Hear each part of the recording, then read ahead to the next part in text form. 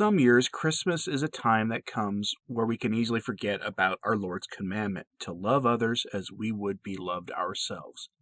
It's easy to do, and frankly, we're all guilty of it at least a little. This year, I think, makes following that commandment harder for many, as the year started out with such economic promise, only to have it all get dashed to pieces. Many people are struggling and unable to help others, even if they would otherwise do so.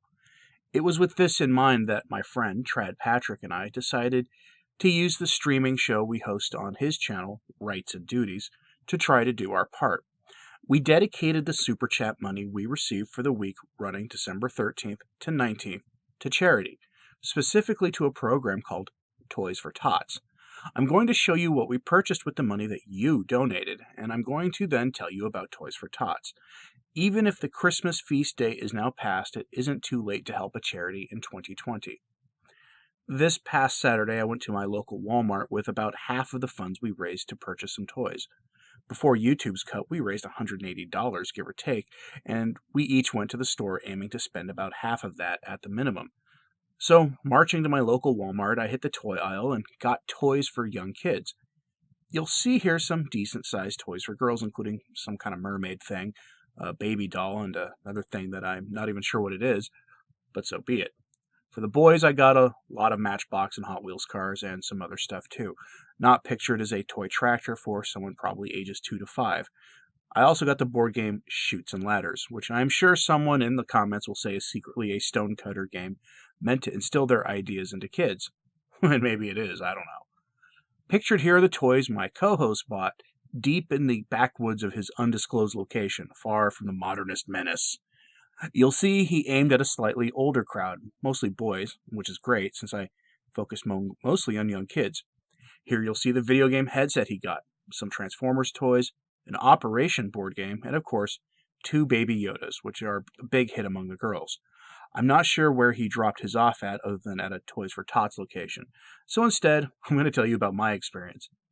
The nearest location for me to drop the toys off was a good 40 miles or more from my house. It sounds like a far drive, but it really isn't, especially in Oklahoma where everything's a far drive. As it turns out, the location is near the plasma center I donate at. Yes, I am a regular plasma donor. My plasma is used to aid pregnant women in having a safe and healthy pregnancy. The place I dropped the toys off at was about 2 blocks from where I donate regularly. I could see the parking lot for the center from where the drop site was, actually. More important, though, this place had one of these signs in front because it was the kind of place that deals in these products. I kind of got a good chuckle out of that. I walked in and they seemed surprised to see me. The Toys for Tots box was sadly empty. Maybe toys had been picked up by the Toys for Tots HQ already. I don't know, but they, again, seemed rather surprised to see me. I also probably don't look like their typical customer. The last time I stepped foot in one of these businesses was when I had a side job as a pizza driver. One of these kinds of stores was a regular delivery customer of ours, and so I'd have to go in periodically to deliver a pie or two. They weren't very good tippers either way. Always tip your pizza driver, by the way. In way too many places, they make below minimum wage as soon as they walk out the door to deliver your food, so give them a tip. It helps. Anyway, when I dropped these toys off, I told them that you awesome folks donated the money for this purpose, which made them happy. So please, remember that you can make a big difference in donating toys next year, and in so doing, you serve as an example to others, too.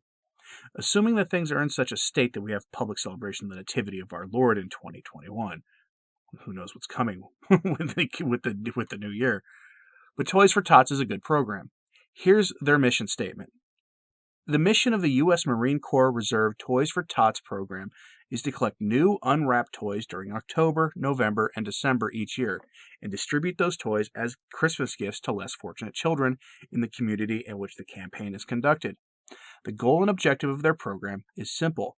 The primary goal of the foundation is the same as that of the overall Toys for Tots program, i.e., to deliver, through a new toy at Christmas, a message of hope to less fortunate youngsters that will assist them in becoming responsible, productive, patriotic citizens. The objectives of the foundation are the same as those of the overall Toys for Tots program: to help less fortunate children throughout the United States experience the joy of Christmas, to play an active role in the development of one of our nation's most valuable resources, our children, to unite all members of local communities in a common cause for 3 months each year during the annual toy collection and distribution campaign, and to contribute to improving communities in the future. So there you go. It is a secular program that helps children. A lot of that focused on the foundation, but the simple version is this. They collect toys for kids that can bring a spark of hope to the least fortunate children in my country. That's a good thing. We'd have done this through a Catholic program, but honestly, so many of the Catholic programs have issues that we wouldn't even know who to trust anymore. Maybe if you're seeing this and are part of a parish council, you could suggest a program like this at your parish or in your diocese. If you do, let me know this coming fall, and maybe we'll help out. It all depends on where things stand for all of us 10 months from now. In closing, I will leave you with some words of wisdom from Chesterton on almsgiving and how it allows us to personally know those we give to. It comes from a novel of his, not that that matters, except for context. Quote, "He seems so frivolous and so careless, but he gives money to beggars, not frivolously or carelessly, but because he believes in giving money to beggars and giving it to them where they stand. He says he knows perfectly well all the arguments against giving money to beggars, but he finds those to be precisely the arguments for giving money to them.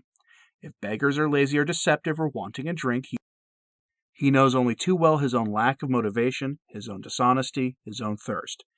He doesn't believe in scientific charity because that is too easy as writing a check. He believes in promiscuous charity because that is really difficult. It means the most dark and terrible of all human actions, talking to a man. In fact, I know of nothing more difficult than really talking to the poor men we meet." End quote. While Toys for Tots isn't a program for beggars, strictly speaking, it does do something important. It connects us to our fellows, to our neighbors, to those in need. Almsgiving is part of fulfilling our Lord's command to help the poor, and in that, by giving to our little Super Chat fundraiser last week, you helped us all live up to that commandment just a little bit. So thank you for donating. So again, thanks for the Super Chats that week, and thanks for watching our show. We've had some great guests these past couple of weeks. We just had Bishop Williamson on as of the time I'm recording this, as well as Dr. Robert Sungenis, Charles Colomb, David Wemhoff, among others, so keep an eye out for our posts about upcoming shows. As always, thanks for listening. Please pray for the church. Have a Merry Christmas and start thinking about Lent 2021. Don't let it sneak up on you. Ave Maria.